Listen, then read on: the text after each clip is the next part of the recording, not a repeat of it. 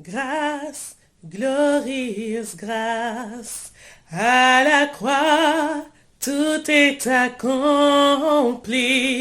Grâce, merveilleuse grâce, grâce, merveilleuse grâce, à la croix, tout mon péché est couvert.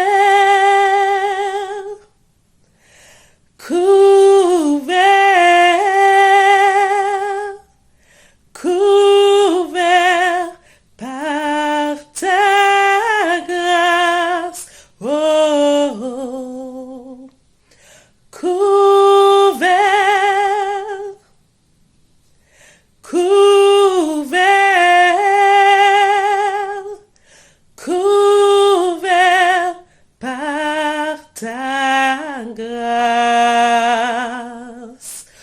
Oh, oh, oh, oh, oh, oh, oh, oh. Bonsoir à chacun. Il se passe des choses épouvantables dans le monde. À un endroit, la terre tremble, à un autre, des inondations se répandent, une catastrophe ferroviaire a lieu, l'effondrement d'un pont endeuille des familles, et nous entendons qu'au loin la guerre fait rage, ruinant des pays. Elle disperse les populations meurtries. Les attentats tuent en d'autres endroits des personnes et traumatisment les survivants. Une pandémie se répand depuis quelque temps. Elle se propage à grande vitesse avec son cortège de malades, de morts. Les familles sont meurtries, déchirées, avec tant de calamités. Aujourd'hui, nous voyons que la terre chancelle. Le monde s'agite, saisi d'angoisse. Nous pouvons nous empêcher de penser à toutes ces personnes qui vivent ces horribles drames. Quand on voit tout cela, car la télé nous abreuve de telles images, on peut s'empêcher de dire avec le psalmisme, dans le psaume 60 au verset 4, il dit, tu as ébranlé la terre, tu l'as déchirée. Mais il y a une prière qui vient du cœur de David, qui dit, mais répare ces brèches, parce que la terre chancelle. Tu as ébranlé la terre, tu l'as déchirée, répare ces brèches, car elle chancelle. Je suis persuadé que beaucoup parmi vous pourraient raconter des drames qu'ils ont vécus et terminer par cette interrogation, mais pourquoi? Pourquoi, quand des personnes perdent un enfant, quand cette terrible maladie vous arrache un être cher, alors cette question provenant du cœur déchiré peut être adressée au Seigneur. Pourquoi? Pourquoi as-tu permis cela? Pourquoi gardes-tu le silence au jour du malheur? Où est Dieu dans ces drames qui se passent? L'athée, lui, ne se pose pas tant de questions, il dit Dieu n'existe pas. Et grâce soit rendue à Dieu, Dieu existe. Même si vous ne comprenez pas ce qu'il fait, Dieu existe. Même si vous n'entendez pas sa voix, si vous ne sentez pas sa présence, Dieu est vivant et n'en doutez pas. Béni soit Dieu. Nous avons cette assurance que Dieu existe et notre assurance est inébranlable parce que Dieu a déchiré les cieux. Il a renversé le mur qui nous séparait de lui. Il s'est présenté à nous en la personne de Jésus, son Fils. David exprime dans le psaume 30 un moment de détresse qu'il a connu personnellement. Il avait de l'assurance quand tout allait bien. Dans le psaume 30, au verset 7, il dit « Je disais dans ma sécurité, je ne chancellerai jamais. Éternel, par ta grâce, tu as affermi ma montagne. Tu cachas ta face et je te prie. » Frères et sœurs et chers amis qui nous écoutez, si comme David vous êtes ébranlés par ce qui se passe, si les nouvelles qui vous parviennent vous troublent, sachez que dans le ciel, nous avons un Dieu qui règne. Il est aux commandes. Il dirige toutes choses. C'est lui qui ordonne les choses. Alors mettons notre confiance dans le Dieu vivant et vrai. Mettons notre foi en lui. Il y a un chant qui est souvent entonné dans l'Église, qui est celui-ci. Quand sur ta route glissante tu chancelles sous ta croix, au lieu de baisser la tête contre les bienfaits de Dieu, mets-les tous devant tes yeux. Tu verras en adorant combien le nombre est grand. Quelqu'un dira, mais alors pourquoi Dieu permet-il cela? Dans notre recherche de la vérité, de la responsabilité des mots qui nous arrivent, il faut entendre ce que Dieu nous dit. Dans Deutéronome chapitre 8, verset 12 et les versets suivants, il dit, lorsque tu mangeras et te rassasieras, lorsque tu bâtiras et habiteras de belles maisons, lorsque tu verras multiplier ton gros et ton menu bétail, s'augmenter ton or et ton argent, ou s'accroître tout ce qui est à toi, prends garde que ton cœur ne s'enfle et que tu n'oublies l'Éternel ton Dieu. Garde-toi de dire en ton cœur, ma force et la puissance de ma main ont acquis ces richesses. Souviens-toi de l'Éternel ton Dieu, car c'est lui qui te donnera la force pour les acquérir, afin de confirmer, comme il le fait aujourd'hui, son alliance qu'il a jurée à tes pères. C'est-à-dire, quand tout va bien, pour certaines personnes, quand tout va bien, c'est grâce à moi. Le mérite m'en revient. Dieu n'est en rien responsable de mon bonheur.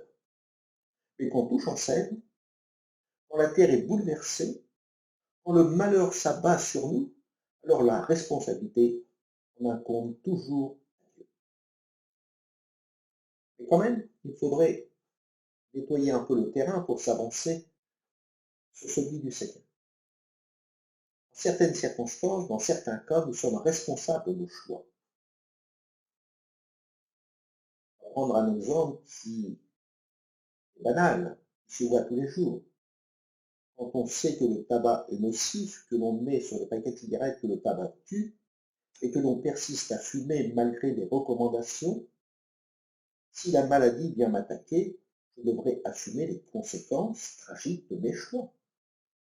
Je suis entièrement responsable de mes mauvais choix, et ce n'est pas le Seigneur qui sera rendu responsable.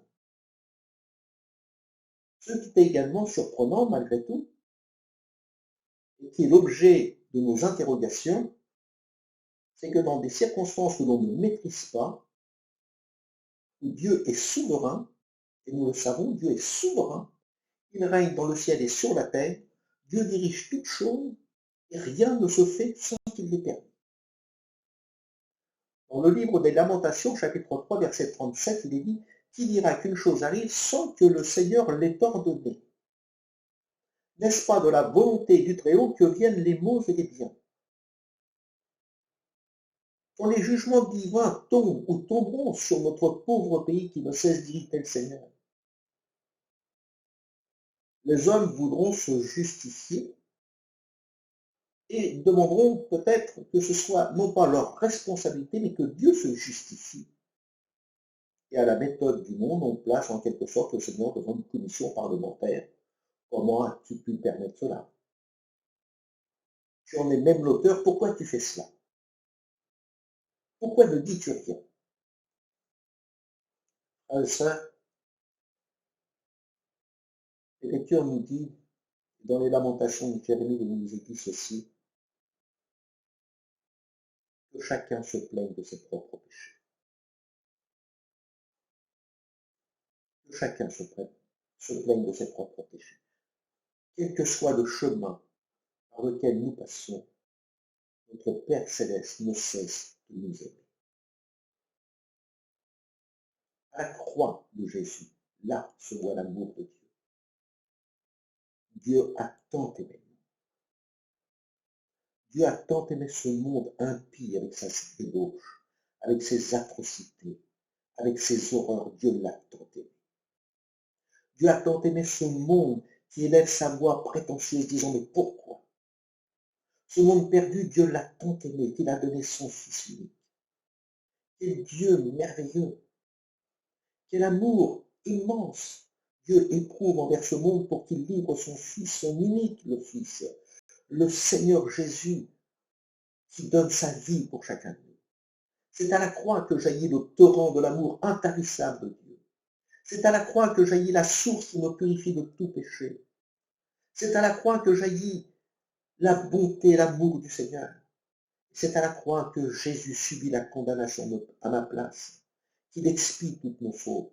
C'est à la croix que Jésus, le médiateur, me réconcilie avec Dieu notre Père.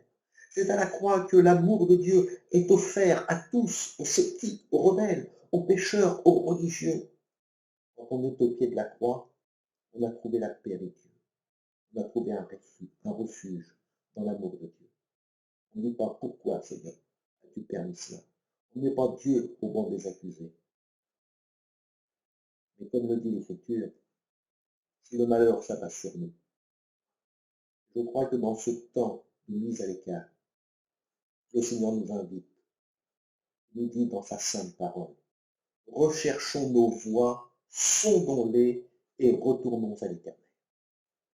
Si dans vos ténèbres actuelles, vous souhaitez découvrir un peu de lumière, je vous invite à tourner vos regards vers Jésus, le Fils de Dieu. Jésus est ressuscité d'entre les morts. Il vit, il se tient à nos côtés. Sa voix rassurante se fait entendre. Il nous rappelle dans sa parole, ne crains rien, car je te rachète, je t'appelle par ton nom, tu es à moi, nous sommes à Christ. En terminant, je voudrais que nous puissions écouter la voix du calvaire. Quelqu'un peut-être connaît un moment d'abattement. Vous dites avec lui, mon esprit est abattu au-dedans de moi. Mon cœur est troublé dans mon sein. Lorsque votre âme est troublée, que l'obscurité vous enveloppe, et que vous avez l'impression que Dieu se tait, que Dieu se cache, c'est dans ces moments-là que le psalmiste nous montre ce que nous devons faire. Je lève mes yeux vers toi, qui sièges dans les cieux. Je lève mes yeux vers toi, qui sièges dans les cieux. Je vous invite à lever vos yeux vers le Seigneur et écoutons Dieu nous parler. Écoutons la voix du calvaire. Soyons attentifs aux cris qui se mêlent aux vôtres. C'est une prière déchirante qui est adressée à Dieu, depuis une colline. Elle provient d'un homme en agonie qui connaît une grande souffrance physique et morale pour avoir été abandonné des siens. Bien que son cœur soit tout entier à Dieu, il ressent une effroyable solitude. En cette journée d'une éprouvante détresse, le ciel est obscurci, Dieu est silencieux. Soudain, un cri déchirant retentit dans le silence de la nuit. Mon Dieu, pourquoi m'as-tu abandonné? Oui, c'est Jésus le Fils de Dieu. C'est Jésus le Fils bien-aimé. Lui aussi a posé cette question légitime, mais pourquoi? Quelle que soit l'issue du chemin par lequel je passe, les yeux sont fixés sur Jésus, en qui je me réfugie. À Gethsémané, le Seigneur est à la distance d'un jet de pierre de ses disciples. Il se jette sur sa face. Il crie, implore le Seigneur. Il est là, un jet de pierre de ses disciples. Ce n'est pas comme lors de la traversée du Jourdain. Le peuple se tenait à une distance de 2000 coudées. Cette grande distance nous parle de la puissance de Dieu qui est suffisante pour nous permettre de traverser le Jourdain, la toute puissance de Dieu. Mais un jet de pierre, c'est la proximité. C'est la proximité de Jésus.